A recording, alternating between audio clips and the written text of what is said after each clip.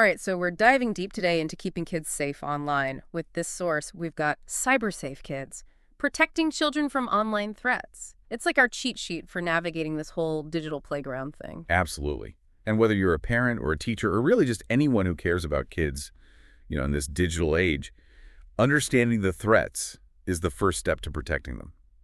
We're talking everything from cyberbullying to data privacy. There's a lot to unpack. Okay, so the source material talks about all these red flags, like, Mhm. anxiety after being online or being super secretive about their devices. I get that those are important. But, as a parent, I always think, oh, my kid would tell me if something was seriously wrong. Is that naive? What's the one thing that should really make us worry? I think while all those signs are definitely worth noting, unexplained purchases or money transfers are particularly alarming. Think about it. A child might not even understand they're being scammed or even worse, coerced by someone online. Wow, that's a chilling thought. It's so easy to focus on the obvious, stranger danger stuff, but this financial angle is something I hadn't really considered. And it ties directly into how these predators operate. The source material doesn't go too deep on their tactics, but I think it's crucial to understand how they gain access to kids in the first place. Yeah, we all tell our kids don't talk to strangers, but that's not exactly foolproof advice in the digital age, is it? What's a tactic that's especially effective on younger kids? One common trick is pretending to be another child. They'll create these fake profiles, share interests, and slowly build trust, luring the child into a false sense of security. It's actually terrifying how patient and calculated they can be. It is terrifying. I'm thinking about that recent case where a predator created a fake profile on a gaming platform, pretended to be a 12-year-old girl, and spent months gaining the trust of several kids. It ended horribly, of course. That kind of thing makes "don't talk to strangers" seem way too simplistic. Exactly. Yeah. It's not enough anymore. And the source material really emphasizes education as the key defense here. But how do we even begin to talk to kids about this stuff without completely scaring them off the internet? Like, I believe in open communication, but getting my kids to actually open up is a whole other challenge. You're hitting on a really important point. It's all about balance. Starting these conversations early and making them a regular part of family life is key. Hmm. Instead of lecturing, try asking open-ended questions like, what are some fun things you do online? Or have you ever seen anything online that made you uncomfortable? Okay, that's a good approach. It's about making it clear they can talk to us without judgment. And maybe even sharing some of our own experiences. Showing them that even adults come across stuff online that's weird or creepy. Exactly. And most importantly, constantly reinforce that they can come to you no matter what. Reassure them you won't overreact or take away their devices. It's all about building that trust so they feel safe confiding in you. Speaking of trust, the source material also talks about data privacy. It seems like even harmless apps can track a child's location and collect all sorts of personal information. I mean, those free gaming apps are those usually the worst offenders. It's interesting you mentioned those free games because they often are major culprits. Many are designed to be addictive and rely heavily on those in-app purchases, so they're targeting both kids' and parents' wallets. Wow, so it's a double whammy. But honestly, it's hard to even know where to start with data privacy. Are there any specific app categories that are just consistently bad news for kids' data? Yeah, free mobile games, especially those aimed at younger audiences, are definitely high on the list. Yeah. We've seen cases where these games track location, contacts, browsing history, even voice recordings in some instances. Well, voice recordings, that's insane. How do we even know what data these apps are collecting? It feels like a losing battle. Well, that's where COPA comes in. The Children's Online Privacy Protection Act. It's mentioned a lot in the source material. Yeah, cuppa. It sounds kind of cute, like a cuddly koala or something. But what does it actually do? What's the core principle behind it that makes it so important for children's online privacy? COPA is a game changer because it forces companies to get verifiable parental consent before collecting any personal information from children under 13. No more hiding it in the fine print. They have to be upfront with parents about what data they're collecting and how they're using it. So it's not just about protecting the data itself, but about giving parents more control over what happens to their child's information in the first place. That's huge. Exactly. And it also gives parents the right to review and even delete their child's data. It's a powerful tool, but it only applies to websites and online services specifically directed at children under 13. So there are still loopholes. Unfortunately, yes. Many apps and services claim they're not specifically for children, which allows them to sidestep those COPPA regulations. Yeah. It's a gray area that definitely needs more attention. So what can parents do in the meantime, besides reading every single privacy policy, which, let's be honest, nobody actually does? Be wary of any app or service that asks for unnecessary personal information. And look for companies that are transparent about their data practices and offer robust parental controls. Don't be afraid to ask questions. If a company's privacy policy is vague, contact their customer support and demand clarification. You have the right to know what's happening with your child's data. Okay, that's empowering. Now, the source material also mentions encryption. It always sounds so high-tech, like something out of a spy movie. But why is it so important for protecting kids' data? Encryption is crucial because it scrambles data into an unreadable code, making it useless to hackers without the decryption key. It's like putting a super secure lock on all that sensitive information. So even if a company gets hacked, the data is still safe. Theoretically, yes. But the question is, are all companies doing a good job of encrypting kids' data? Are there some companies leading the way in this area? There's definitely a range. Some companies go above and beyond. Apple, for example, is known for its strong stance on privacy and security. They use end-to-end encryption for iMessage and FaceTime, meaning even they can't access the content of those communications. And they've implemented stricter privacy controls for apps in their App Store, particularly those targeting children. That's good to know. So even if Apple's servers were hacked, those messages would still be protected. That's impressive. Theoretically, yes. They require developers to be more transparent about data collection and get verifiable parental consent. Okay, so Apple's on the good list. Are there any companies that are doing a particularly bad job? Ones we should be extra cautious about? Unfortunately, there are plenty of examples of companies with questionable data practices, especially when it comes to kids' data. We've seen cases where companies collect excessive amounts of data from children, store it insecurely, or even sell it to third-party advertisers without proper consent. That's just wrong. Are there any specific examples that come to mind? I feel like naming names would really help parents make informed decisions. Yeah, there was a recent case involving a popular educational app that was found to be collecting children's voice recordings without parental consent. They claimed it was for educational purposes. But the lack of transparency and consent was a major red flag. Ugh, that's awful. It's like you can't even trust those educational apps anymore. It makes you realize that we can't just assume companies have our kids' best interests at heart. Exactly. We need to be proactive and do our research. Yeah. Speaking of things that keep parents up at night, the source material also touches on cyberbullying and online predators. I know those are two of the biggest fears we face as parents. Absolutely. It feels like every time I open the news, there's another story about a child being harmed online. How do we even begin to protect them from something so pervasive? It's definitely a challenge, but knowledge is power. Let's start with cyberbullying. It's essentially bullying that takes place using digital platforms, social media messaging apps, online games, you name it. And it's constant, right? Unlike traditional bullying, which might be confined to the schoolyard, cyberbullying can follow kids everywhere they go. Exactly. And the anonymity of the internet can embolden bullies, making them feel less accountable for their words. Plus, the potential for humiliation is so much greater online. One mean post can be shared with countless people in seconds. It's really no wonder it's such a widespread problem. It breaks my heart to think about kids being tormented like that. I know the source material mentions talking to kids about cyberbullying, but how do we make sure those conversations actually sink in? My kids tend to tune me out when I start sounding like a lecture. You and every parent on the planet. The key is to approach it as a dialogue, not a lecture. Start by asking them about their experiences. Have you ever seen anyone being mean or hurtful online? Or has anyone ever said something to you online that made you feel uncomfortable? Those kinds of questions can open up a conversation without making them feel like they're being interrogated. Okay, I like that. It's about creating a safe space for them to share without feeling judged. What about those kids who are already experiencing cyberbullying? What do we do if our child is the target? The most important thing is to reassure them that they're not alone and that they don't have to suffer in silence. Make it clear that they can come to you, a teacher, a counselor, anyone they trust. Let them know that there are resources available to help. There are hotline support groups, even online platforms specifically designed to address cyberbullying. I feel like schools also have a big role to play here. They're dealing with this stuff on a daily basis. Absolutely. Schools need clear policies against cyberbullying education programs for students and support systems for victims.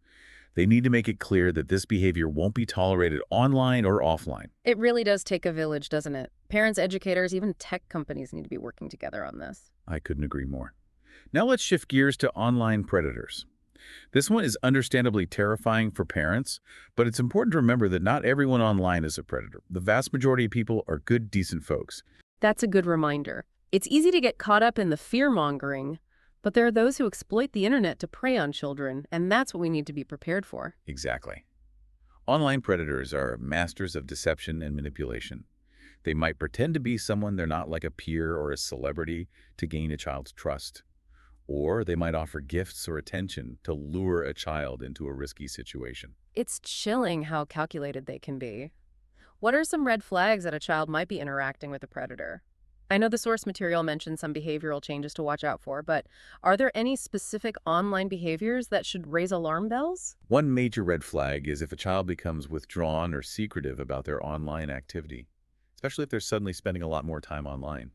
Another is if they start receiving gifts or money from someone they've only met online, or if they're suddenly talking about an older friend or boyfriend they met online. Those are all situations where you definitely want to dig a little deeper. Okay, so it's about paying attention to both their online and offline behavior. What do we do if we suspect our child is being targeted by a predator? Immediate action is crucial. The first step is to report it to the authorities. Don't hesitate to contact law enforcement. And just as important, seek professional help for your child. A therapist specializing in trauma and abuse can provide the support and guidance your child needs to process this experience and heal. This is where those open lines of communication we talked about earlier become so vital. Kids need to know they can come to us if anything feels wrong, no matter what. Exactly. We need to create a safe and supportive environment where they feel comfortable talking about anything, even if they're scared or embarrassed. That feeling of trust can make all the difference. So we've talked about recognizing the warning signs, but what about prevention? How can we protect kids from online predators in the first place? Well, education is key, just like with cyberbullying. We need to have those stranger danger conversations, but adapted for the digital age. Right. Things like not sharing personal information online, not meeting up with someone you've only met online, and telling a trusted adult if anyone makes you feel uncomfortable. But those conversations can be tough, especially with younger kids. Any tips on making it age appropriate? With younger children, it's all about keeping it simple and relatable. Yeah. You can use analogies they understand, like comparing online interactions to meeting strangers at the park. And role-playing can be helpful. Act out different scenarios and practice what to say in those situations. It's all about equipping them with the tools and language they need to stay safe. That makes sense. Yeah. And what about parental control software? Can that play a role in preventing interactions with predators? Parental control software can be a helpful tool, especially for younger children. You can use it to block access to certain websites, filter content, and monitor their online activity. But it's important to remember that no tool is foolproof. Predators are constantly finding new ways to bypass filters and restrictions. So it's not about relying solely on technology, but about using it as one part of a multi-layered approach. Exactly. It's about combining technology with education, open communication, and vigilance. It's a team effort, and we all have a role to play. Okay, so we've covered cyberbullying and online predators, two of the most serious threats kids face online. But the source material also touches on those everyday online risks, the ones that might not be as dramatic but can still have a big impact. You're right. It's important to remember that online safety isn't just about avoiding the big scary threats. It's also about navigating those everyday challenges and helping kids develop healthy digital habits. Like what? What are some of the everyday risks we might not be thinking about? One that comes to mind is exposure to inappropriate content. The internet's full of stuff that's just not suitable for kids. Violence, pornography, hate speech, you name it. Yeah, it's hard to escape that stuff these days, and kids can stumble across it accidentally, even if we've set up parental controls. I'm always worried about what they might see when they're just browsing the internet. It's a valid concern. Hmm. And sometimes it's not even intentional. They might click on a seemingly harmless link that leads to something inappropriate, or they might encounter it through pop-up ads, or even in the comments section of a website. So it's not as simple as just blocking certain websites. It feels like you're always playing catch-up with this stuff. Exactly. It's a constant game of cat and mouse. But that doesn't mean we should just throw up our hands and give up. There are things we can do to minimize their exposure and help them navigate this complex online world. Like what? Give us some practical tips. Well, first and foremost, talk to your kids about the risks. Explain that not everything they see online is real or appropriate. Help them understand that just because something is online doesn't mean it's true or that it's okay to see. And I guess it's important to teach them how to be critical consumers of online content, Not everything they read or see is going to be accurate or reliable. Exactly. We need to help them develop those media literacy skills. Teach them how to evaluate information, to question what they see, and to think critically about the sources they're encountering. Okay, so education is key, but what about those times when they inevitably do come across something inappropriate? How do we handle that? That's where those open lines of communication come in again. Let them know they can come to you without judgment. Reassure them that they haven't done anything wrong and that you're there to help them understand and process what they've seen. That makes sense. It's about creating a safe space for those conversations. What about technical tools? Can parental control software help filter out inappropriate content? Parental controls can definitely play a role, especially for younger children. Many software programs offer content filtering features that can block access to websites based on certain keywords or categories. And many web browsers have built-in safety features that can help limit exposure to inappropriate material. But as we've discussed before, those tools aren't perfect. Kids can find ways around them, and they don't always catch everything. That's right. And that's why it's so important to stay involved and have ongoing conversations with your kids about their online experiences. Check in with them regularly. Ask them what they're seeing online, what you're interested in, and what they're concerned about. It's all about building that trust so they feel comfortable coming to us with anything. Exactly.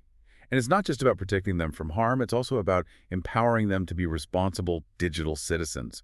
We want them to be critical thinkers, ethical users, and positive contributors to the online world. So exposure to inappropriate content is one concern, but what other everyday online risks should parents be aware of? What else should be on our radar? Another risk that often gets overlooked is online scams and phishing attempts. These can target anyone, but kids are particularly vulnerable because they might not have the same level of skepticism as adults. They're more likely to click on a suspicious link or believe a too-good-to-be-true offer. You know, it's funny because we always tell our kids not to talk to strangers or take candy from strangers, but we don't always extend that same caution to the online world. It's like we assume they'll instinctively know better, but that's not always the case. You're absolutely right. And these scams can be incredibly sophisticated. They might impersonate legitimate websites or businesses or use social engineering tactics to trick kids into revealing personal information. It's scary how convincing they can be. I've even fallen for a few phishing emails myself. So, how do we protect kids from falling victim to these scams? Again, education is key. Teach kids about the different types of online scams, how to recognize them, and what to do if they encounter one. Emphasize the importance of being cautious about clicking on links or downloading files from unknown sources, and if something seems too good to be true, it probably is. It's a good reminder for all of us, really. We all need to be more discerning about what we click on and what information we share online. Are there any other practical steps we can take? Using a reputable antivirus program and keeping your computer's operating system and software up to date can also help protect against malware and other threats. And make sure you have strong passwords for all your online accounts and teach your kids to do the same. Okay, so education, caution, and good security practices are key. What other everyday online risks should we be thinking about? I feel like we've only scratched the surface here. Another concern is the potential for addiction to online games, social media, and other digital activities. Yeah, this one hits close to home. It feels like a constant battle to get my kids to put down their devices and engage in the real world. Sometimes I feel like I'm losing the war. You're definitely not alone. It's a common struggle for parents these days. And while some screen time can be beneficial, excessive use can have negative consequences, including sleep problems, academic difficulties, and social isolation. So how do we help kids develop healthy digital habits? Where do we even begin? It starts with setting limits. Establish clear rules about screen time and stick to them even when it's hard. Create tech-free zones in the house, like the dinner table or the bedrooms, and encourage kids to engage in offline activities like sports, hobbies, and spending time with friends and family. It's all about balance, right? Finding that sweet spot between enjoying the benefits of technology and maintaining a healthy relationship with it. Exactly. And it's important to remember that we as adults need to model healthy digital habits as well. If we're constantly on our phones, our kids will pick up on that. So it's a good reminder to put down our own devices and engage in some real-life interactions. Lead by example, as they say. Absolutely. And finally, let's not forget about the importance of online privacy. We've touched on this throughout our conversation, but it's worth reiterating. It feels like every time I turn around, there's another data breach or privacy scandal. It's hard to keep up, let alone explain it all to my kids. It's a lot to process even for adults. But the key is to help kids understand that everything they do online, leaves a digital footprint. And once something is posted online, it could be very difficult to remove it completely. So think before you post, right? That's a Okay. lesson we could all stand to learn. Exactly. And be mindful of the information you're sharing both publicly and privately. Talk to your kids about the potential consequences of oversharing online. Help them understand that what they post today could come back to haunt them in the future. It's like the digital equivalent of permanent record. I feel like that's a concept even adults struggle with. You're absolutely right. We all need to be more mindful of our digital footprints, and we need to teach our kids to do the same. So, as we wrap up this deep dive into online safety for kids, I'm feeling a little overwhelmed, to be honest. It's a lot Yeah. to take in, and it feels like the challenges are constantly evolving. Where do we even go from here? It's understandable to feel overwhelmed. It's a complex and constantly changing landscape. But the good news is that there are resources available to help us navigate these challenges. The source material we've been discussing is a great starting point, and there are many other organizations and websites dedicated to online safety. Yeah, but sometimes it feels like there's too much information out there. It's hard to know where to start. You're right, it can be overwhelming. But that's why I always recommend starting with reputable organizations like Common Sense Media and Connect Safely. They provide excellent resources, tips, and advice for parents, educators, and kids, and they break it down in a way that's easy to understand and apply. Okay, those are good starting points. What about specific tools or features we should be looking for? I know we've talked about parental controls, but are there other things we should be considering? Absolutely. One essential tool is a good parental control system, as we discussed earlier. These systems can help filter content, manage screen time, and monitor online activity. Some popular options include BarkNet Nanny and Questodio. Many are subscription-based services, but some offer free versions with limited features. It's worth exploring different options to find one that fits your family's needs and budget. Good to know. What about resources for educators? Teachers are on the front lines of this digital battle, so they need all the support they can get. Absolutely. Organizations like the National Cybersecurity Alliance and iKeepSafe offer excellent resources for educators, including lesson plans, activities, and professional development opportunities. So teachers aren't just teaching math and science anymore, they're also teaching digital citizenship. It's become an essential part of the curriculum. Exactly. And there are also great resources available for kids themselves. Websites like cyberbullying.org and stopbullying.gov provide information and support for kids who are being bullied online. So there's help out there no matter who you are or what your role is in this digital landscape. That's reassuring. It is. And don't underestimate the power of open communication. Talking to kids about online safety, encouraging them to come to you with any concerns, and creating a safe and supportive environment. Those are some of the most powerful tools we have. I couldn't agree more. It all comes back to that open dialogue and fostering a sense of trust. Exactly. And remember, it's an ongoing conversation. The online world is constantly evolving, so we need to stay informed and adapt our strategies accordingly. It's a never-ending game of digital whack-a-mole. But we don't have to play it alone. There are resources, tools, and communities out there to support us every step of the way. Well said. So as we wrap up this deep dive into online safety for kids, what's the one thing you want our listener to remember? I think the most important message is that online safety is everyone's responsibility. Parents, educators, kids themselves, we all have a role to play in creating a safer and more positive online world. Absolutely. Knowledge is power. The more we understand the risks, the better equipped we are to protect ourselves and the children in our lives. Stay informed, stay engaged, and stay vigilant. Well said. This deep dive has given us the tools and resources to get started. Now it's up to each of us to take action. What one step will you take today to protect a child in your life? Keep that question in mind, and until next time, stay curious.